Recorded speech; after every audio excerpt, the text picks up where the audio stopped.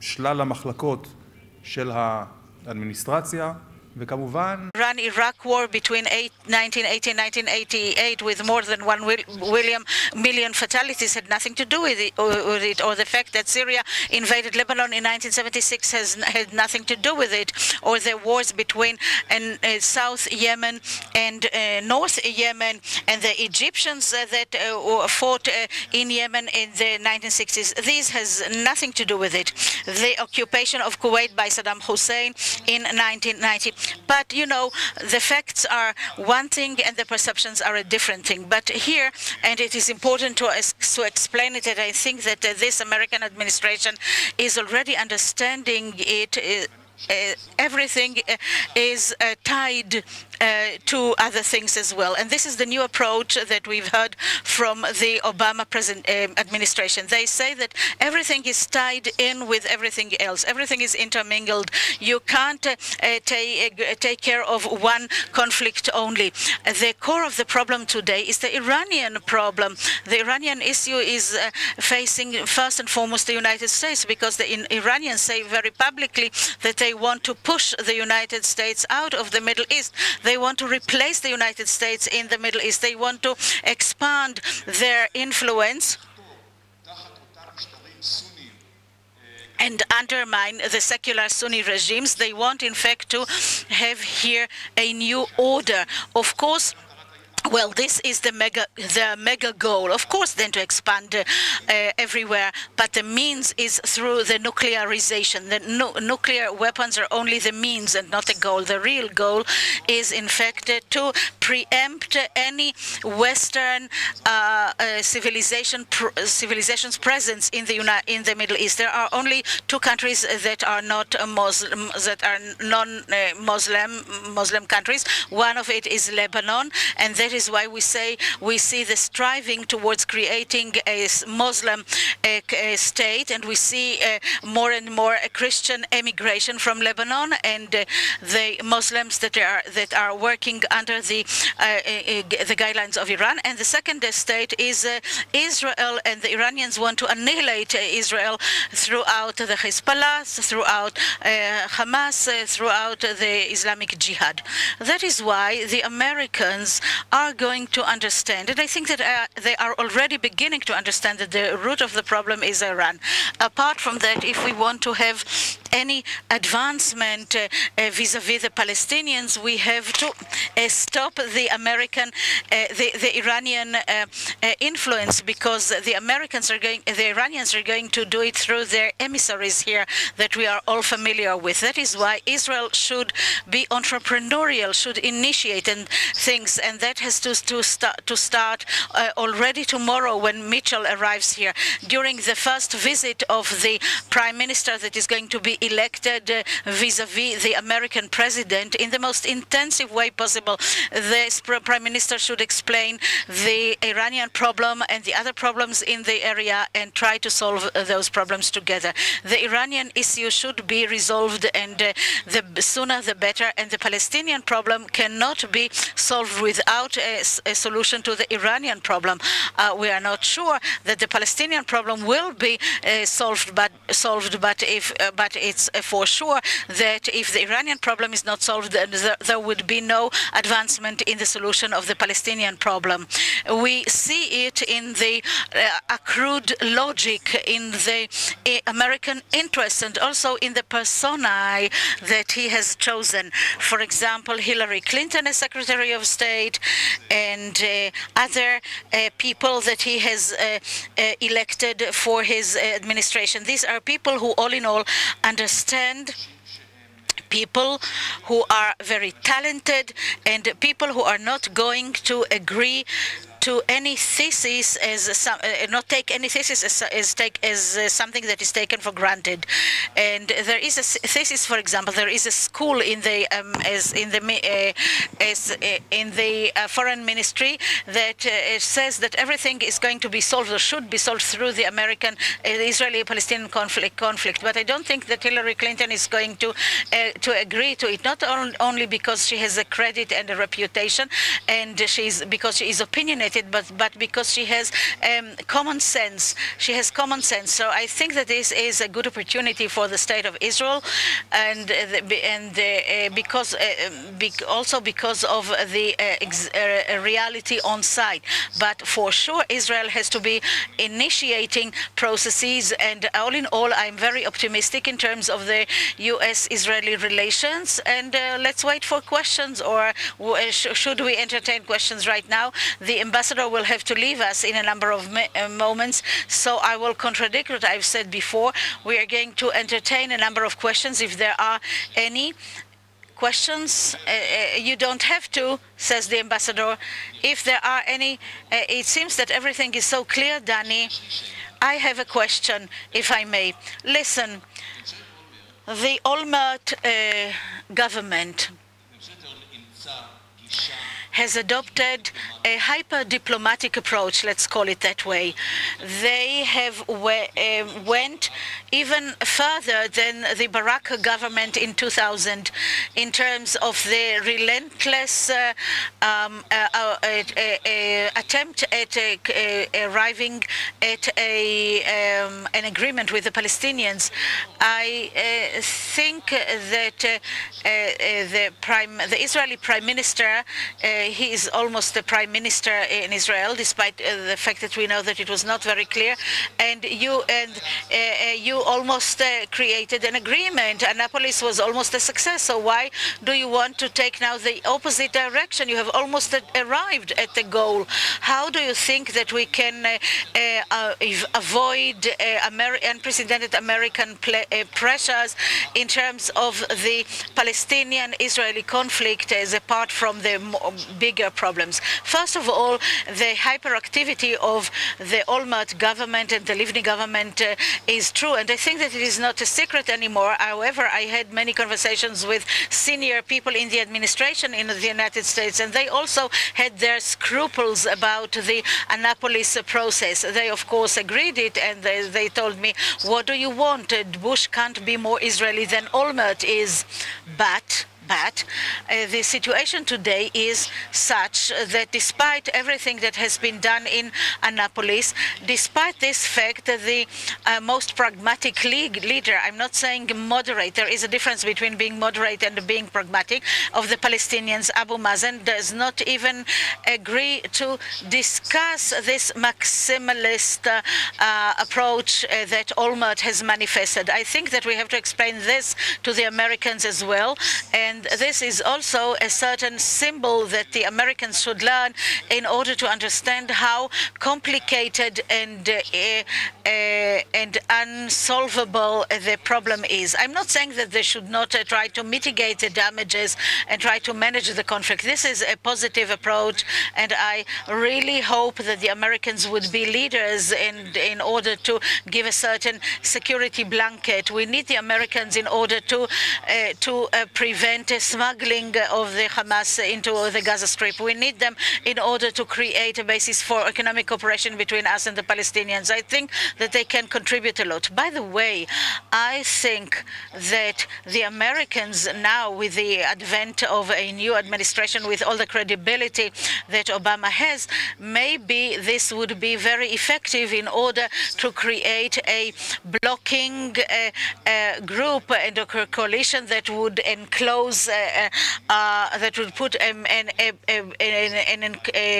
enclosure on Iranian, and this has not happened in the past because of various problems, but Russia, etc. But maybe particularly under Obama, and I really believe that it's going to happen, he would be able to create an effective coalition against Iran, and he has already said it. He said that he's in favor of dialoguing with Iran, and this is a change. The political resources, American political resources, are going to be diverted towards Iran, and he said it publicly, because in the period of the elections in the United States, I wrote an article that was interpreted as if it was a critique of Obama, and in the wake of this article, his campaign made it clear that he was not going to have a dialogue with Iran, because that was the crux of the of my article, in order to drink tea with them, he would do it in order to have results. And the dialogue, and that's a very important point, which is probably going to be discussed in the conversations between us and the Americans. The dialogue with Iran should not be open-ended, because then they're going to have a dialogue until they get the bomb. That's clear. That's why there should be benchmarks, very fixed benchmarks to this dialogue. There should be a stipulation for them to suspend the enrichment of uranium before even getting into the to the negotiation table, and what should be the sanctions if they do not behave according to the expectations of the international community. There are European decisions about it, UN decisions about it, American decisions as well. So I think that an Obama administration can be very effective vis-a-vis the Iranian issue, and I think that the more he's involved in the Middle East, the more he's going to understand that this axis of Tehran, Damascus, through Hezbollah, Hamas, and the Islamic Jihad is the problem that has to be stopped. And all the other issues, I think, by default, not by design, but by default, are going to be on the back burner. We have some time for questions, but please, very brief questions.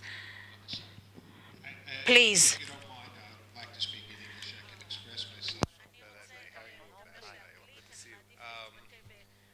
Just very quickly, a comment and then a question. You'll hear.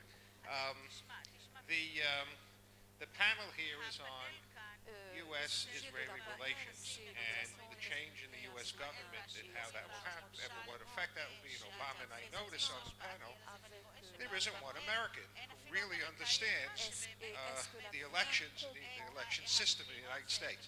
So I just point that out, and perhaps from an American perspective, I'd like to just ask a question, and that is this. Do you consider, for example, some of the points you raised about Obama, his election, he was so popular and so on. Obama was elected by the left wing in the United States, not by the Christian born-agains, not by others. He was elected by the left wing. It's true that, excuse me, it's true. So the question is, from that perspective, and some of the people he's already appointed as his Middle East advisors, who we're very familiar with from the last time around, Kurtzer and Dennis Ross and so on, to what extent do you think that is an indication of the positions and the policies that President Obama will take vis-a-vis the U.S., vis-a-vis Israel? Well, first of all, thank you for this question. Let me answer for the dais. I'm a little bit insulted for saying that there are no Americans here, because you can consider me, after living there for 10 years, as you can trust that I can put myself in the shoes of the Americans and understand the intricacies and, you know, the electoral system and, you know, the different undercurrent forces they work. It is true that Obama won the primaries from the left, and he could do it because he could be very, very straightforward against the war on Iraq, and Hillary had no question to that. He did exactly what Nixon used to say, that, you know, for the primaries in the Republicans, you have to go all the way to the right, and then for the general, you go back to the center. What he did was just a mirror image. He went all the way to the left, and then came back to the center, and he was actually voted by centrists. And by the way, if you look at everything that he did, he is really governing from the center, not from any, other political persuasion. And by the way, as you know, he was under a lot of criticism from his own, liberal segments of the Democratic Party for, the priest he invited for the invocation in the swearing in from California, I just can't remember the name, and other things of reaching out. So I do think that Obama, I look at him as someone who will lead from the center. And so this is one thing. Secondly, with all the appointments, it is first of all, Dan Kurtzer and the other names are not yet it's not yet official. We know of course, Hillary Clinton. We know of Daniel Shapiro. Now recently is going to replace Elliot Abrams. We know of Rahm Emanuel, of course. But I think the one which will be most influential here will be Obama himself and Hillary Clinton. They will be the leaders, and I believe that they are the ones which could look at things with really open mind. And in that respect, I second my things that I said, that the relations will continue to grow and will continue to be very good. Well, I just want to add from the dais, the management just submitted some additional information. Since you mentioned Dan Kurtzer's co-author, Dr. Scott Liszewski, who he and Professor Kurtzer just wrote a book some months ago on U.S.-Israel relations, will be joining us. He's coming from another event, and he is a senior fellow of the U.S. Institute of Peace. He's sort of on the way, probably stuck in traffic, on the way to here. So you can hear that America, you're off the hook completely. I return my American passport, right. And I resume my Israeli one. Okay, that's right. I apologize if I didn't mean anything. We have time for one short question, and then I'm going to ask Professor Gilboa to enlighten us from his standpoint. האם לנוכח החסר הכלכלי שפוקד את ארצות הברית לא יכולה להתרחש שם רדיקליזציה קשה? Shouldn't there be a severe radicalization there which might overturn all your analyses and cause the US to start behaving radically? No, I don't think so. We have to understand the structure of American society thoroughly and the strength of the economy as well. Despite the crisis, which is indeed the toughest crisis that we have seen since the 1930s, still, I greatly believe in an economy of 12 or 13 trillion dollars a year that they can definitely afford to invest or lose 1 trillion or more without collapsing. I think that's certainly on the chart of possibilities. And beyond that, I think we must remember that the American society is, after all, very healthy, very dynamic. And it is true that there might be a danger of some kind of American convergence and looking inwards in order to deal with the crisis. And I'm certain that most of the time, most of Obama's time will be devoted to the economic crisis, as well as Iraq. He, after all, promised during his campaign to withdraw the army.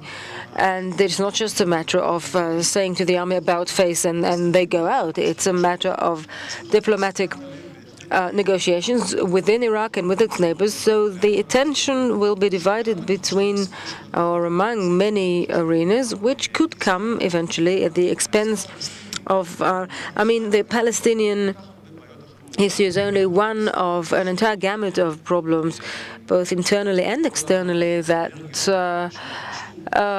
with all the energies devoted, I think that we can say that relative to other issues, it is not the #1 problem for the American policymakers.